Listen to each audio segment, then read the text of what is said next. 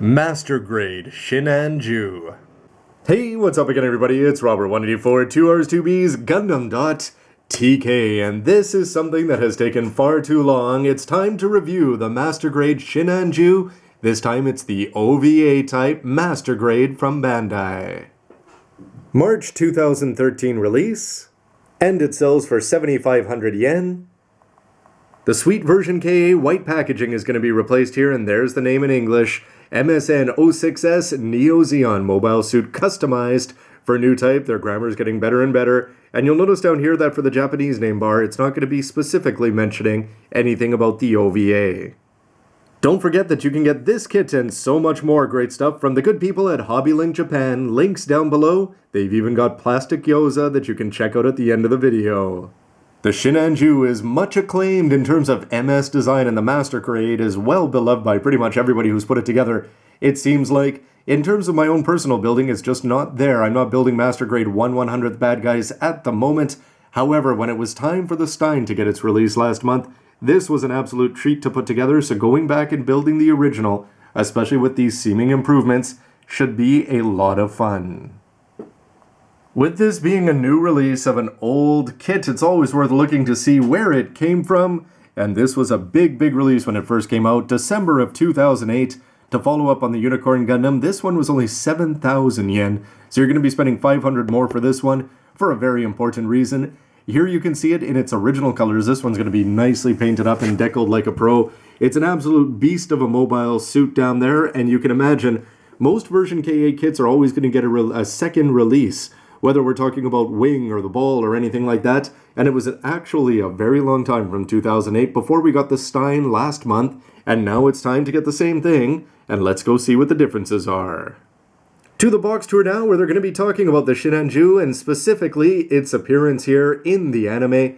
So what are you going to see? Well, it's worth going back and watching the first few minutes of episode 6 of UC, just to see this guy absolutely own, and my Rizal Type C just looks very sad at the moment.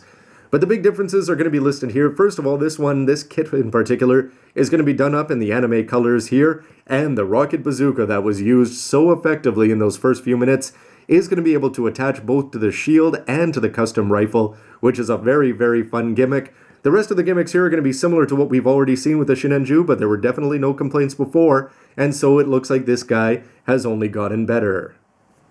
For the beam rifle itself, you can see that it's going to be looking good, and if you take a look across at the shield, the bazooka is going to be attached in as it was at the beginning of his attack, and then what you can do is you can actually detach it from the shield and attach it onto the beam rifle there, which is already going to have its own gimmick here, with the grenade launcher, which is going to be stored in the shield and then can be attached on, and you can actually recreate its firing. And the big deal being for the bazooka that before this magazine exclusive is going to be coming home first in the Sinanju Stein, and now here with the regular retail release, so no need to go online and spend expensive money in auctions to get it. You can see back there that it's going to be having some cool looking ammo there, and if you want to have it just under the arm, that's a great looking pose. You can see that it's got the sights. You'll notice that it's painted up in white here, which may be an issue, and just held in hand, it's definitely a big plus to an already menacing looking kit. And for the rear view, you are going to be able to put the weapons across the back, which is always a big plus. But how about these for standard armaments here? The beam tonfa. You can put it into the forearm there or have it in hand as a regular beam saber. The beam axes here, the half-size ones, are going to look great. Those can be attached in the shield or in the hand there. And if you want to go for the full-on kill, you can take them out, combine them, and put on the long forms for the beam naginata. Definitely a lot of melee pain, and it's worth, in Gundam vs. Gundam, just to switch into that mode once in a while. To the other side now, where the focus is going to be on the flexible thrusters, they are going to be moving up and pulling out there, looking good in all sorts of different poses. The knees, even when you bend them, are going to be exposing some of the famous sleeves marking, although it's not sleeves down on his legs. And of course, the marking seals are going to be a big issue for this guy. You are going to be getting water transfers there, and you're going to be getting some metallic decals that you can choose on, with some Pla Model original marking seals also. And the thrusters, similar to the Stein, are going to be able to spin around in the back, and you can open up for more thrust out of the back of the calves.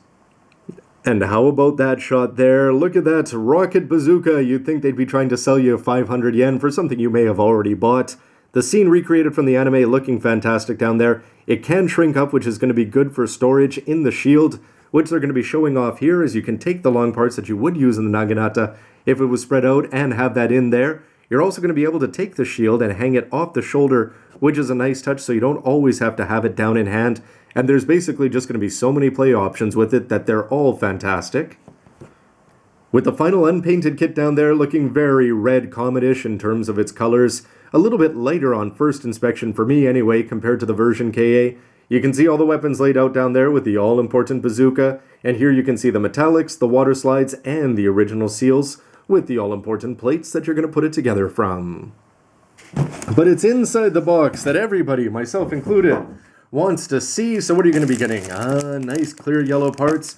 Plastic here, worth talking about, not ABS, to go along with the metallic wire with the water slides there.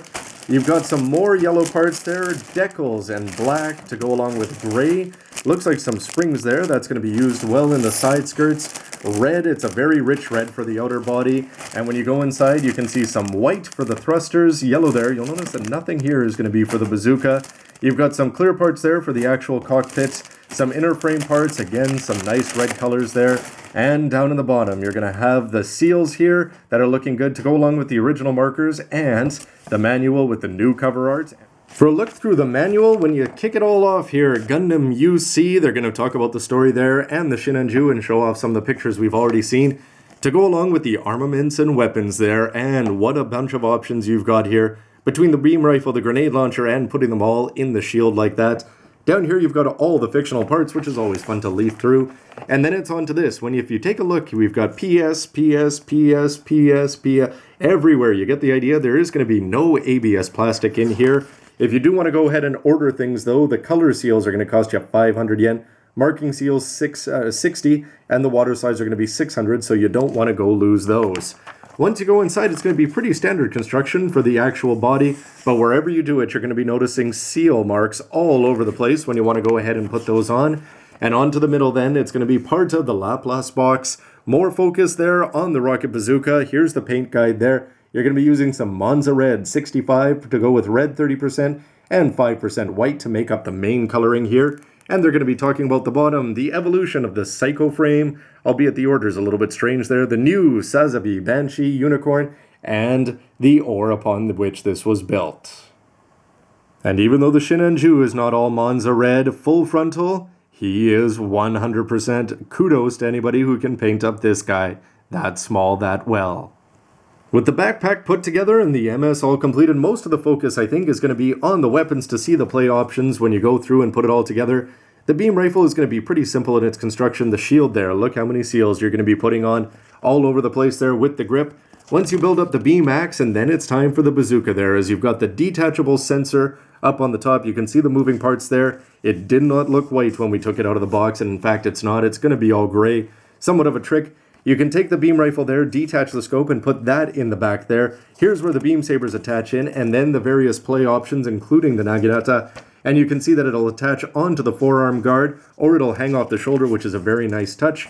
And then you've got the grenade launcher, which you're going to build up here, attach inside. You can swing those down to make them even angrier with whichever length you want to do. And then we get into the good stuff here. Grenade launcher is going to attach onto here, and you can recreate some cool poses with that.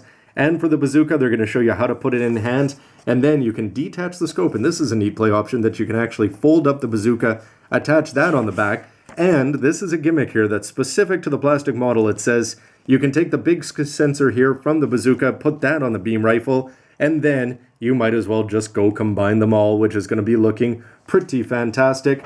Onto the back, this is where you're going to attach it into the shield, another fantastic gimmick. Well recreated from the anime. Custom a base there to get it on a action base 1. And then it's onto the back where you're going to have a disappointing page here. Even though you're going to have all sorts of sticker options. They're just going to be doing it up in black and white. But then it's onto the back. Great scenes from the anime. And great pictures of a painted by a pro version.